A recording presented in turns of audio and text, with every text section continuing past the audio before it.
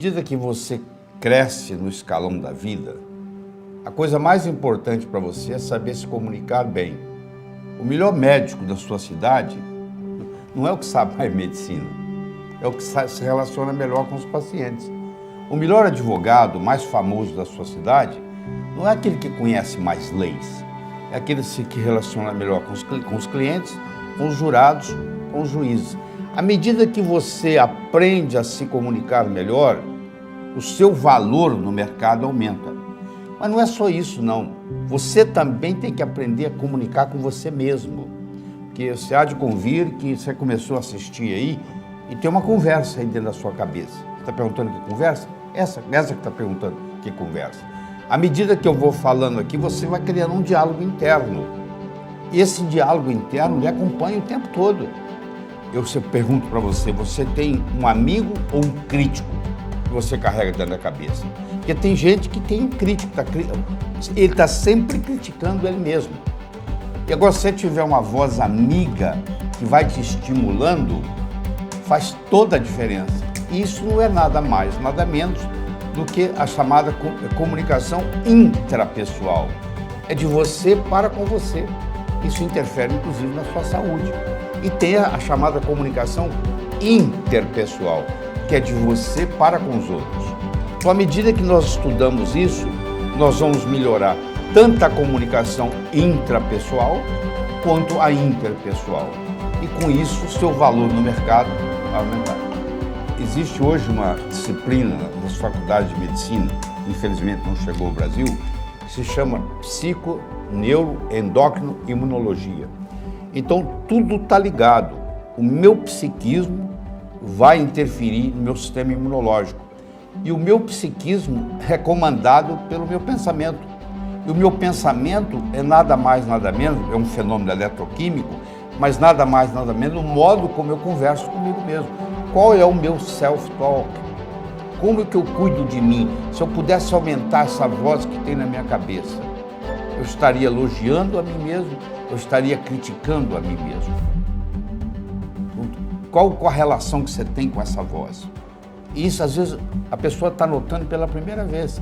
Ela está tão no automático, um peixe que nunca saiu da água, ele não sabe que ele vive na água. Ele só vai saber que ele vive na água se alguém tirá-lo da água. Uma pessoa que está acostumada com self-talk negativo, um diálogo interno negativo, a vida inteira, essa pessoa não está consciente que ela tem esse diálogo interno negativo. E é uma descoberta. No momento que você tem uma tecla no computador que diz cancela.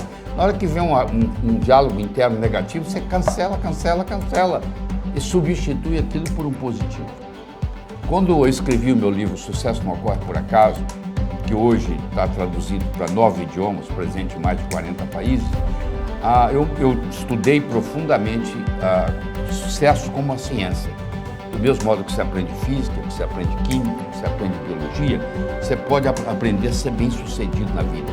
Não é ter sucesso, não. É ser bem-sucedido. É diferente. Eu posso ter um cantor que tem sucesso como cantor, mas você vai ver a vida dele pessoal, tá uma bagunça. Eu posso ter um jogador de futebol que joga muito bem, que é bem-sucedido no futebol, que tem sucesso no futebol. Quando eu falo bem-sucedido, é o completo, entendeu? É o somatório da ópera. Existem alguns fatores, alguns pilares básicos da comunicação que, como a maioria não sabe, se você consegue fazer distinção desses pilares, você já está na frente dos outros, entendeu? A diferença fica muito rápida. Então, em pouco tempo, você nota uma diferença. Por exemplo, vão 15 pessoas para uma entrevista de emprego, só tem uma vaga. Quem é que vai ganhar? Quem é que vai ser contratado? A pessoa que soubesse se comunicar melhor. Mais ou menos ter os meus currículos, etc. e tal. Onde é que está o diferencial? O diferencial está na habilidade de se comunicar. E a pessoa pode aprender isso e ir lá e fazer, entendeu? Inteligência é a capacidade de fazer distinções. Se você é capaz de fazer distinção mais do que eu num certo território, nesse território você é mais inteligente que eu. O Alasca tem 49 nomes para neve. 49 nomes. Porque tem uma neve desse jeito, neve daquele jeito. No Brasil, neve é neve.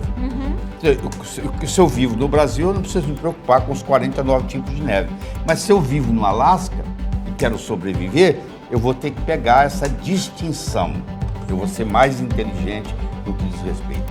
O professor Howard Gardner, professor de linguística de Harvard, ele fez um estudo profundo e mostrou que nós, seres humanos, temos 7 inteligências básicas. A verbal, a matemática, a musical, a espacial, a corporal, a intra e a interpessoal. Então nós poderíamos passar horas e horas discutindo cada uma delas, mas não é a finalidade de hoje. Então você viu que eu deixei por final a interpessoal, que é a comunicação de você com os outros, entendeu? Que nós somos animais sociais. Ninguém vive sozinho. Se você tiver uma ideia brilhante aqui agora, a primeira coisa que vai vir na sua cabeça é com quem que você vai implementá-la. Não é verdade? Então, na mesma hora, a gente pensa num outro ser com quem a gente vai implementar essa ideia. Então, nós somos, por natureza, animais sociais. E isso faz uma diferença muito grande. Então, nós temos que aprender a fazer distinções na área da comunicação. Só que isso não é ensinado na sua mesa de jantar em casa, isso não é ensinado nas escolas, você acaba virando um autodidata, aprendendo a se comunicar e convencer os outros. Mas por trás de tudo isso existe uma ciência. Eu gosto de fazer a comparação da comunicação com a odontologia. Olha como é que faz direitinho. Todo brasileiro que eu conheço, que mora nos Estados Unidos e tem condição financeira, ele quer vir tratar de dentes no Brasil. Por quê? Porque o dentista brasileiro tem uma destreza manual melhor do que o americano. Apesar da tecnologia é americana, mas odontologia não é só tecnologia, tem a parte estética, tem a parte artística, como é que vai ficar o dente, como é que vai ficar o restaurado, como é que vai ficar aquela coroa. A comunicação é a mesma coisa. Tem uma parte científica, que hoje a neurociência cada vez mais desenvolve, tem inclusive hoje o que nós chamamos de neuromarketing, e tem a parte da habilidade da pessoa.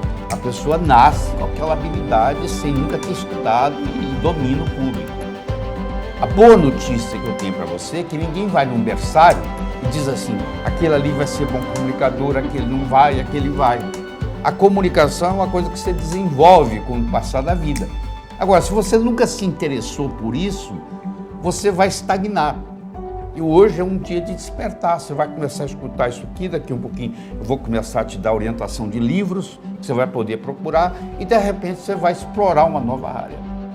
Porque você vai ver que a pessoa que ganha, o político que ganha eleição, ele comunica melhor, por isso que ele ganhou a eleição. Entendeu? O médico que tem mais clientes é porque ele se comunica melhor. O advogado, mesma coisa. Então você vai vendo que o que faz a diferenciação, a diferença que faz a diferença é você ser ou não um bom comunicador. E isso pode ser aprendido. Porque na era da agricultura, mandava no mundo quem tinha terra. Na era industrial, passou a mandar no mundo quem tinha capital, quem tinha dinheiro. Hoje a moeda mudou e muita gente não se deu conta disso ainda. A moeda hoje chama-se informação. Você é rico ou você é pobre em informação. Só que informação tem duas características interessantes. Primeiro, é um produto altamente perecível. Ninguém está interessado em notícia de ontem. Já ficou velho. E segundo, a informação só tem valor quando ela passa de um cérebro para outro. Qual o valor de uma moeda de ouro no fundo do Oceano Atlântico, onde ninguém consegue chegar lá? Não tem valor nenhum. Ela só vai ter valor quando ela estiver na mão de alguém. A informação só tem valor quando ela passa de um cérebro para outro. Não adianta o conhecimento que eu tenho aqui. É o quanto desse conhecimento que eu posso passar para você nesse período que nós estamos juntos. Eu sou capaz de fazer isso se eu fizer o uso adequado do processo de comunicação. Olha só, quando você encontra uma pessoa pela primeira vez, isso tem estudo mostrando, os primeiros 3 a 4 minutos, você vai tomar uma decisão com relação a essa pessoa. se você vai gostar dela, se você não vai, se você vai confiar nela, se você não vai. Então, todas as vezes que você está prestes a ir num lugar onde você vai conhecer alguém pela primeira vez, eu recomendo que você imagine que tem uma câmera te filmando e o monitor está lá na mesa da pessoa que vai lhe receber. E aí você está tudo monitorando, como é que você tratou o ascensorista, como é que você tratou a secretária. Você imagina se você é rude, mal educado com a secretária. A secretária chega lá dentro, fala com o chefe dela assim, tem um mal educado aí fora te esperando. Pronto, a sua reputação chegou antes de você, entendeu? Então isso é muito importante. Você trabalha com vendas, então, você tem que fazer o seguinte, você tem que ver como é que vai ser a minha primeira impressão, a primeira impressão que eu quero deixar. Porque você pode escolher, porque primeiro a pessoa tem que te comprar. Se ela comprar a sua ideia, ela tem que comprar você. Se ela não comprar você, ela não compra a sua ideia, entendeu? A pessoa vai ficar escutando e procurando desculpas para dizer que você não está falando certo. Então, essa primeira impressão, ela vai ficar para sempre. Se você passa uma impressão de desonesto, você pode praticar honestidade o resto da vida, mas aquela pessoa vai achar você desonesto. Então, você nunca tem uma segunda chance de causar uma primeira boa impressão.